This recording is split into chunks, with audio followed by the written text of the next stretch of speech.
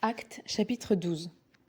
À cette époque-là, le roi Hérode se mit à maltraiter des membres de l'Église, et il fit mourir par l'épée Jacques, le frère de Jean. Quand il vit que cela plaisait aux Juifs, il fit encore arrêter Pierre. C'était pendant la fête des pains sans levain. Après l'avoir fait arrêter et jeter en prison, il le mit sous la garde de 4 escouades de 4 soldats chacune. Il avait l'intention de le faire comparaître devant le peuple après la Pâque. Pierre était donc gardé dans la prison, et l'Église adressait d'ardentes prières à Dieu pour lui. La nuit qui précédait le jour où Hérode allait le faire comparaître, Pierre, attaché avec 2 chaînes, dormait entre 2 soldats. Des sentinelles postées devant la porte gardaient la prison. Soudain, un ange du Seigneur survint, et une lumière resplendit dans la cellule. L'ange réveilla Pierre en le frappant au côté et lui dit « Lève-toi vite !» Les chaînes tombèrent de ses mains. Puis l'ange lui dit « Mets ta ceinture et tes sandales !» C'est ce qu'il fit. L'ange lui dit encore « Mets ton manteau et suis-moi !»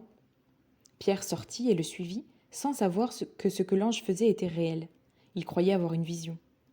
Ils passèrent la première garde, puis la seconde, et ils arrivèrent à la porte de fer qui mène à la ville. La porte s'ouvrit d'elle-même devant eux. Ils sortirent et s'avancèrent dans une rue. Aussitôt l'ange quitta Pierre.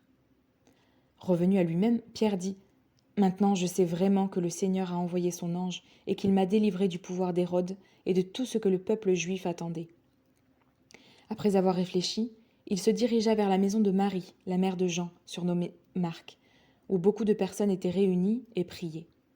Il frappa à la porte d'entrée et une servante, appelée Rhode, s'approcha pour écouter.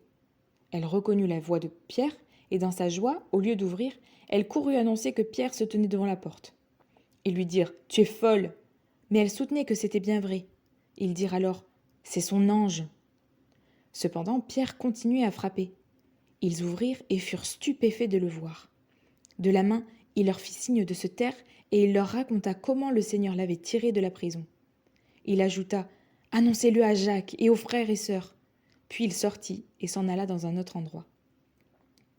Quand il fit jour, il y eut une grande agitation parmi les soldats. Qu'était donc devenu Pierre ? Hérode le fit rechercher, mais on ne le trouva pas.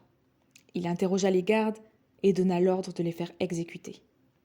Ensuite, il quitta la Judée et descendit à Césarée pour y séjourner.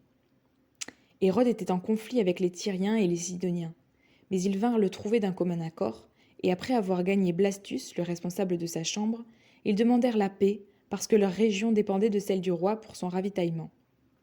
Le jour fixé, Hérode, habillé de sa tenue royale, était assis sur son trône et leur adressait publiquement un discours.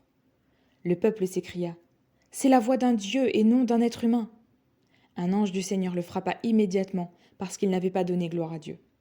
Il mourut, rongé par des vers. Quant à la parole de Dieu, elle se propageait de plus en plus. Une fois leur mission à Jérusalem accomplie, Barnabas et Saul repartirent, emmenant avec eux Jean, surnommé Marc.